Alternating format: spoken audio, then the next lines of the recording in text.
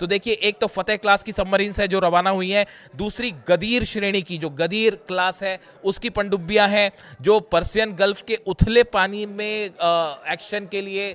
इनको बनाया गया है। देखिए, सबमरीन्स कई तरह की होती है, एक होती है जो डीप वाटर्स में जाके अटैक करती हैं, एक होती है जहां शैलो वाटर होता है यानी थोड़ा उथला समुद्र होता है, वहां पे अलग तरह की पनडुब्बियां होती हैं। ईरान के आसपास कई सारा एरिया ऐसा है जहां पे वाटर बहुत डीप नहीं है, यहां पे काम करने के लिए अलग सबमरीन्स चाहिए होती है। जो गदीर सबमरीन्स हैं वो इस इलाके के लिए बेहद एक्यूरेट और डेडली मानी जाती है और इससे भी टॉर्पीडोज फायर किए जा सकते हैं। यानी फतेह और गदीर ये दोनों पनडुब्बियां जो हैं इनको अरब सागर में लोकेट आगे बढ़ा दिया गया है अब्राहम लिंकन को टारगेट करते हुए। यानी अब आप देखें, एक तरफ बैलिस्टिक मिसाइल्स बताया जा रहा है,